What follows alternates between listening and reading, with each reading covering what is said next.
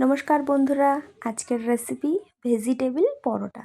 যে সমস্ত বাচ্চারা সবজি খেতে চায় না তাদের এই রেসিপিটা বানিয়ে খাওয়ালে তাহলে বাচ্চারা সবজিও খেয়ে নেবে আর তারা বুঝতেও পারবে না। চলুন একটা প্রথমে পাত্র নিয়ে নিই। পাত্রের মধ্যে এক টুকরো ফুলকপি, সেটা গ্রেটার দিয়ে ভালো করে গ্রেট করে নেব। তারপর নেব একটা গাজর, গাজরটাকেও গ্রেট করে নেব।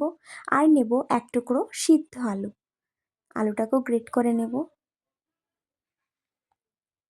আর নেব আগের থেকে কুচিয়ে রাখা পালং শাক, পালং শাকটাকে আমি আগে কুচিয়ে রেখেছি।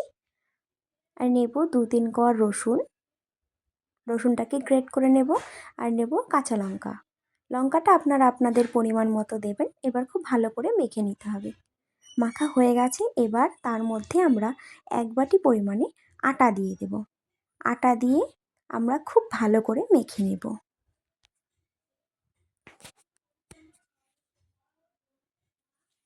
ভালো করে মাখা হয়ে গেছে, এবার পরিমাণ মতো ধীরে ধীরে পরিমাণ মতো লবণ দিয়ে দেব। লবণটা দিয়ে একটু মেখে নিয়ে তারপরে আমরা অল্প অল্প জল দিয়ে ব্যাটারটাকে মেখে নেব।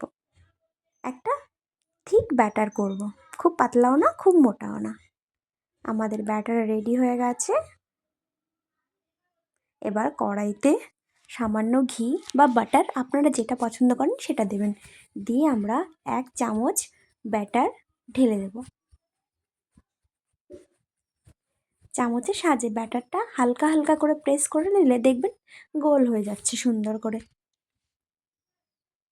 এবার কিছুক্ষণ হাতে সময় নিয়ে ধীরে ধীরে পরোটাটা ভাজবো। ব্যাস, আমাদের পরোটা ভাজা রেডি হয়ে গেছে। বাচ্চা থেকে বড় সবাই কিন্তু এটা পছন্দ করবে। আর হ্যাঁ বন্ধুরা, যারা আমার চ্যানেলটাকে সাবস্ক্রাইব করেননি প্লিজ আমার চ্যানেলটাকে সাবস্ক্রাইব করে দেবেন আর একটা করে লাইক করে দেবেন। ধন্যবাদ আপনাদের। আর আমার ভিডিও যদি আপনাদের ভালো লাগে তাহলে অবশ্যই কমেন্ট করে জানাবেন। অসংখ্য ধন্যবাদ আপনাদের সবাইকে।